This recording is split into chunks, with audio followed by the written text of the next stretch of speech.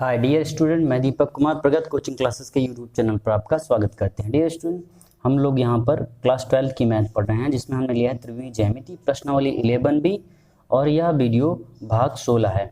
ठीक, हम लोग इसमें प्रश्न नंबर 22 पढ़ेंगे। दिखाइए कि रेखाएं x-5/7 equal to y+2/-5 equal to z/1 और x/1 equal to y/2 equal to z/3 परस्पर लंब हैं। तो भैया हम जानते हैं कि लंब होने के लिए जो फार्मूला होता है कि दोनों रेखाएं, यदि दो रेखाएं, पहली रेखा ये है, दूसरी ये, दोनों रेखाएं परस्पर लंब हैं तो उनका जो दिक् अनुपात होता है, दिक् अनुपात का जो गुणनफल होता है, जैसे ये a1 b1 c1, यही दिक् अनुपात होता है जो अंश बटे हर के रूप में है। ये जो हर है ये क्या होता है, दिक् अनुपात होता है, डायरेक्शन रेशियो होता है। पहला a1, ये b1, ये c1, दूसरा जो होगा इसमें अंश बटे हर, ये जो हर है यही आपका दिक् अनुपात होता है। तो ये a2 b2 c2 हो जाएगा। सूत्र होगा परस्पर लंब होने का कि a1.a2 plus b1.b2 plus c1.c2 equal to, यदि 0 आ जाए, शून्य प्रूव कर दिया जाए तो ये दोनों रेखाएं परस्पर लंब होंगी। तो लिखते हैं हम लोग, सॉल्विंग में लिखेंगे कि पहली रेखा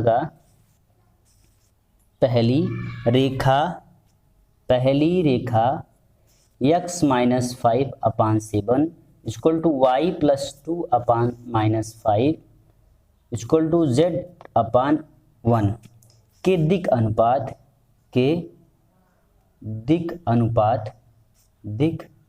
अनुपात पहली रेखा के दिक् अनुपात क्या होगा भैया? दिक् अनुपात जब वो कहेंगे तो ये जो हर है यही आपका दिक् अनुपात होगा। तो क्या लिखेंगे, a1 equal to 7, b1 equal to -5, c1 equal to 1। ये आपका हो जाएगा a1 b1 c1। ऐसे ही हम लोग लिखेंगे दूसरी रेखा के लिए तथा दूसरी रेखा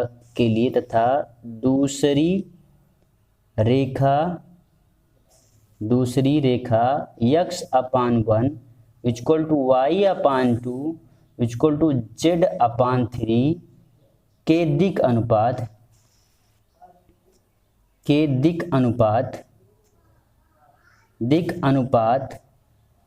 क्या होंगे, 1 2 3। लेकिन क्या लिखा जाएगा यहाँ, पहली रेखा का a1 b1 c1, तो दूसरी रेखा का a2 b2 c2 equal to कितना हो जाएगा, 3। ये हो गया आपका पहली रेखा का दिक् अनुपात, दूसरी रेखा का दिक् अनुपात। लिखेंगे कि अतः दोनों रेखाएं, सूत्र क्या होगा, सूत्र या नियम जो भी आप समझिए, ठीक। क्या लिखेंगे कि दोनों रेखाएं परस्पर लंब होंगी। दोनों रेखाओं के परस्पर लंब होने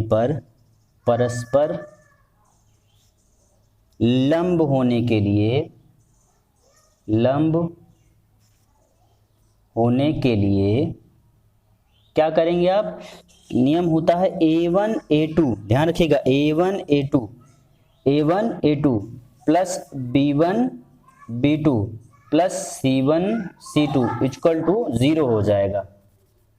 देखिए बायां पक्ष लेंगे इसका, लिखेंगे बायां पक्ष लेंगे। जब आप बायां पक्ष लेंगे भैया तो a1 a2 यही है, तो लिखेंगे बायां पक्ष, क्या लिखेंगे, a1 a2 plus b1 b2 plus c1 c2। ठीक, तो वैल्यू पुट करिए, वैल्यू रखेंगे तो 7 गुणे 1 प्लस b1 b2 करेंगे तो -5 इंटू 2 प्लस c1 c2 करेंगे भैया तो 1 गुणे 3, कितना हो जाएगा, 7 एकन्नम 7 माइनस 5 दूना 10 प्लस 3 एकन्नम 3, तो 7 3 10 माइनस 10 कितना हो जाएगा, 0 हो जाएगा। क्या वैल्यू मिल रही है आपको, 7 माइनस 10 प्लस 3 इक्वल टू कितना, 7 3 10 माइनस 10 इक्वल टू 0। LHS कितना हो गया आपका, ये हो गया आपका दायां पक्ष। बायां पक्ष लिया था हमने, बायां पक्ष से हम लोग चले तो कहाँ पहुंच गए, दायां पक्ष। दायां पक्ष कितना आ गया, 0। देखिए 0 लाना था, जब 0 प्रूफ हो जाता है तो लिखेंगे क्या, अतः दी गई रेखाएं परस्पर, दोनों रेखाएं परस्पर लंब हैं। अतः दी गई रेखाएं या दी हुई दोनों रेखाएं परस्पर लंब हैं, दोनों रेखाएं, क्योंकि दो से अधिक तो है नहीं, दोनों रेखाएं परस्पर लंब हैं, परस्पर लंब हैं। तो भैया आप समझ गए होंगे, जब दो रेखाओं को परस्पर लंब करना होगा तो आप क्या करेंगे, उनका दिक् अनुपात निकालेंगे। कहाँ मिलता है दिक् अनुपात? हर जो होता है वो क्या होता है, दिक् अनुपात होता है। वही हर से a1, पहली रेखा से a1 b1 c1, दूसरी से a1 a2 b2 c2 निकालेंगे, दोनों को ला करके ये फार्मूला होता है आपका, इस फार्मूले पे रख देंगे, 0 हो जाएगा तो परस्पर लंब होगा। ठीक, चलिए चलते हैं प्रश्न नंबर 23 पर। प्रश्न नंबर 23 है, रेखाओं vector r equal to I plus 2j plus K cap bracket close plus lambda i minus J plus K cap और vector r equal to 2i minus J plus minus K cap plus mu 2i plus J plus 2 K cap के बीच की न्यूनतम दूरी ज्ञात करिए। देखिए, दोनों रेखाओं के बीच का क्या ज्ञात करना है आपको, न्यूनतम दूरी ज्ञात करना है। तो क्या करिए, सबसे पहले दी गई रेखाओं का आप वेक्टर r बराबर a प्लस लेमडा बी, अर्थात दो रेखाएं तो क्या लिखेंगे, तुलना करेंगे। तो हम लोग लिखेंगे गिवन वैल्यू या दिया है वेक्टर r इक्वल टू, दिया है vector r equal to I plus 2j plus K cap plus lambda i minus J plus K cap, ये हो गया आपका। अब इसकी तुलना किससे करेंगे, इसकी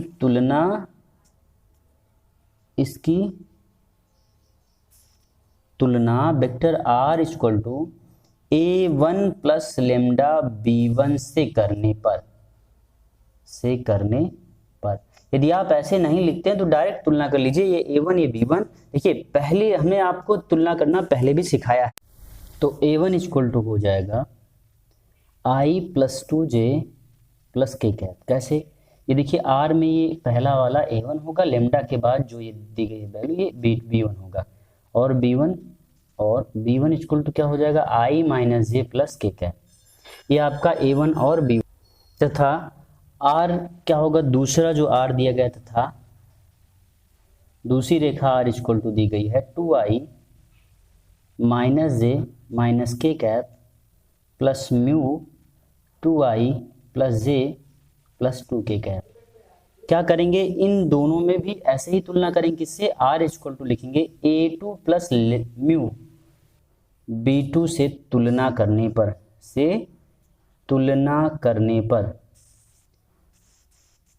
पर इसका क्या उद्देश्य है भैया, कि पहली रेखा से a1 b1 दूसरी रेखा से a2 b2 मिल जाए हमको, बस। तो इसीलिए हम लोग तुलना कर रहे हैं, एक दो सवाल में तुलना करेंगे, बाकी आपको जल्दी करना है फटाफट। तो आप a1 b1 डायरेक्ट लिख सकते हैं, तुलना करने का ये स्टेप लिखने की जरूरत नहीं है आपको। ठीक, तो a2 इक्वल टू हो जाएगा 2i minus J minus K cap तथा b2 इक्वल टू हो जाएगा 2i minus J plus J plus 2 K cap. ये आपका हो जाएगा b2, a2 और b2 मिल गया। देखिए, अब इसके बाद हम लोग लिखेंगे फार्मूला, क्या सूत्र क्या होता है और हमको करना क्या है। तो सूत्र आप देखिए, सूत्र जो होता है इसी सूत्र के सहारे हम लोग चलेंगे। होता क्या है कि रेखाओं कौन कौन सी रेखाओं, दो रेखाएं, जैसे ये सवाल है ऐसे ही फार्मूला होगा।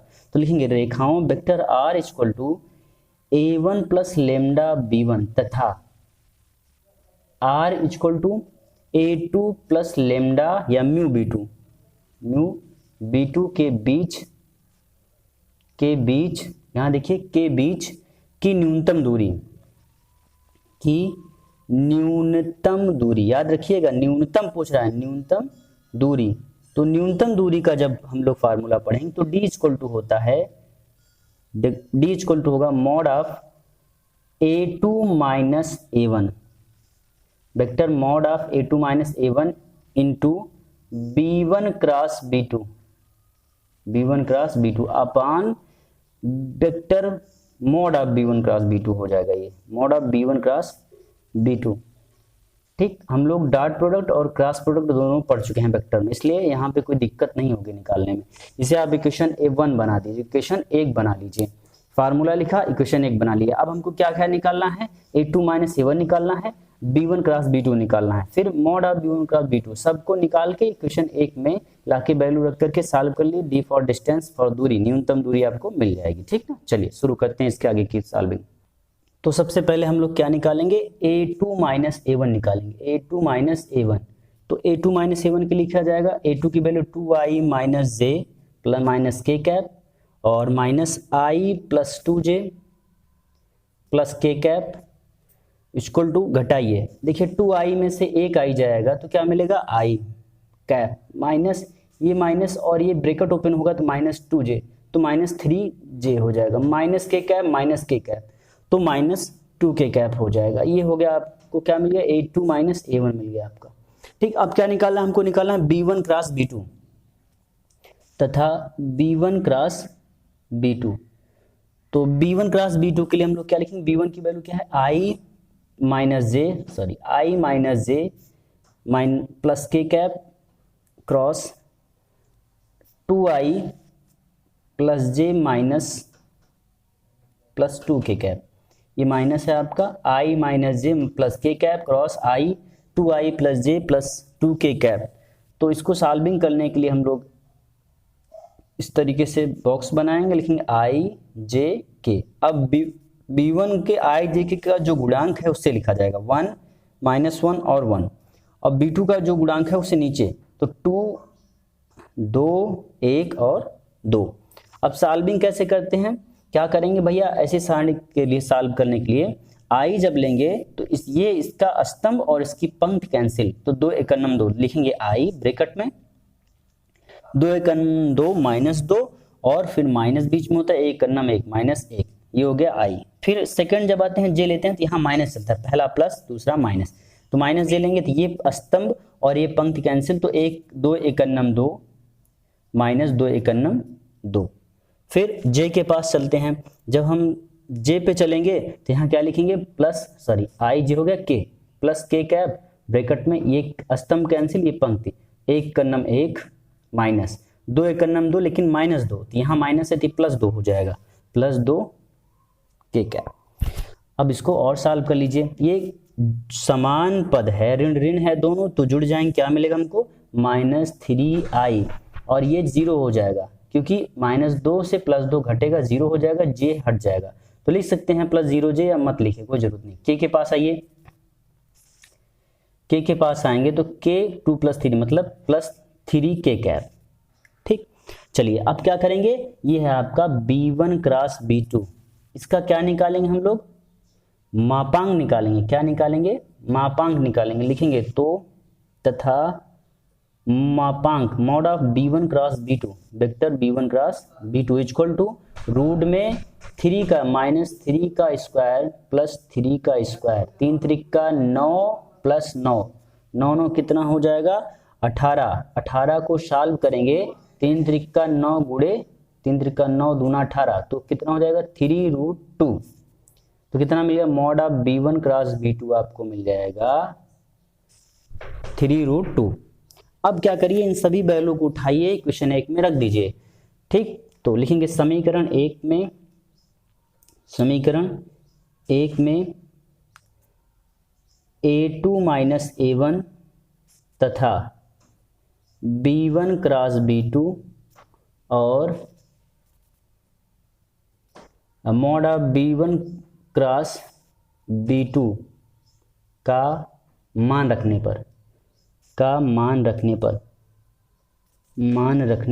पर सबकी वैल्यू रखेंगे हम लोग, B1 का मान रखने, देखिए क्या लिखा था हमने, समीकरण 1 में A2 माइनस A1 तथा B1 क्रॉस B2 और mod of B1 cross B2 का मान रखने पर, तो वैल्यू रखेंगे भैया, तो क्या हो जाएगा, D इक्वल टू, फार्मूला हमको मिला था, D इक्वल टू मिला था मॉड ऑफ, मापांक में मॉड में क्या मिला था, A2 माइनस A1 की वैल्यू पहले लिखेंगे, तो क्या है A2 माइनस A1 का, i minus 3j minus 2 K cap, ठीक, इंटू माइनस 3i प्लस 3 के कैप अपॉन, मापांक निकाले थे तो 3√2 आया था।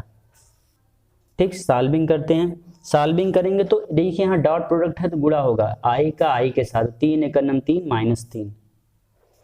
फिर इसका गुणा करेंगे, यहाँ जे 0 है, जे नहीं है तो जे का 0 के साथ करेंगे तो +0 या -0 जो भी लिख दीजिए, प्लस माइनस एन -0।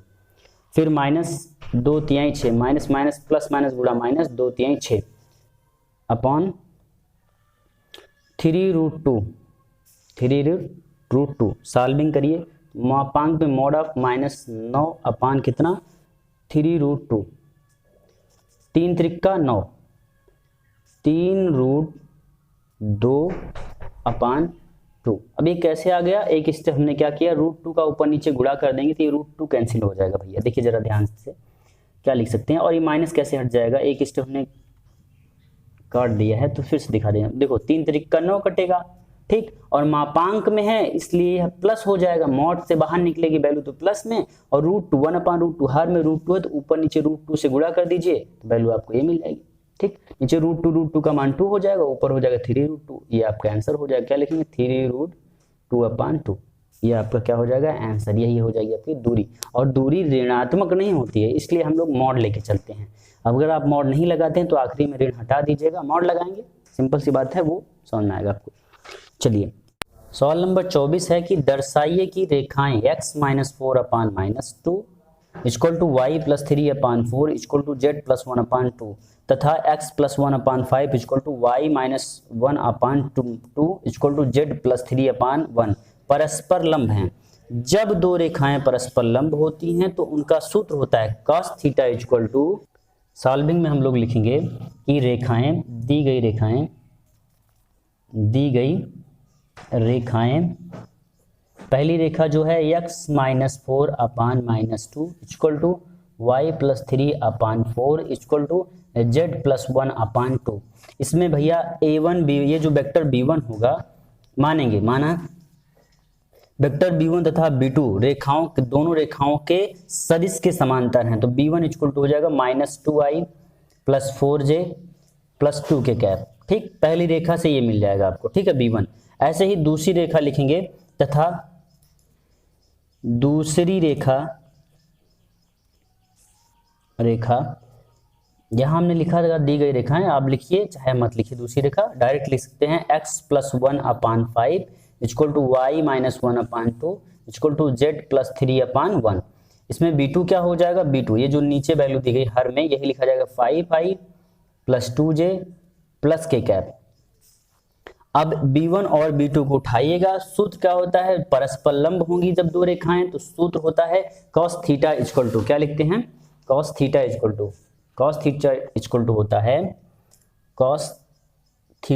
होता है b1.b2 vector b1.b2 upon mod of b1 mod of b2। तो वैल्यू पुट करिए b1 और b2 की, तो -2i + 4j + 2 K cap dot 5i + 2j + के कैप अपान मापांक निकालेंगे भैया, तो मापांक में क्या हो जाएगा, 2 का स्क्वायर करिए -2 का स्क्वायर + 4 का स्क्वायर करिए + 2 का स्क्वायर करिए, 5 का स्क्वायर करिए +2 का स्क्वायर करिए +1 का स्क्वायर करिए। भैया दोनों का मल्टीप्लाई करिए डॉट में, तो 2 पंचे 10 -10, 4 दूना 8 +8 प्लस 2 एकन्नम 2 बटे इसका स्क्वायर करेंगे भैया, 2 दूना 4 + 4 = 16 + 4 2 दूना 4, रूट में अगले रूट में लिखेंगे 5 25 + 2 दूना 4 + 2 एकन्नम 1। हल करिए तो 8 2 10, 10 में 10 जाएगा 0 बटे, अब ये कुछ भी हो 4 + 16 + 4 रूट में 25 + 4 + 1, ये क्या हो जाएगा 0 हो जाएगा। ठीक, कितना मिला हमको, cos θ = वैल्यू मिल गई 0, और cos θ में 0 किसकी वैल्यू होती है, π/2 की, π/2, तो θ = मिल जाएगा आपको π/2। cos 90 बराबर क्या होता है, cos 90 मतलब cos 90 की वैल्यू होती है 0, और θ = क्या मिल जाएगा फिर आपको π/2। अतः दी गई रेखाएं परस्पर लंब हैं। 0 प्रूफ हो जाए या 90 दिख रहा है तो लिख देंगे अतः दी गई रेखाएं परस्पर लंब हैं, परस्पर लंब हैं। ठीक, तो भैया आज के वीडियो में हम लोगों ने पढ़ा प्रश्न नंबर 22। प्रश्न नंबर कौन सा पढ़ा? 22, 23 और 24। नेक्स्ट वीडियो में आगे पढ़ेंगे। Thank you very much.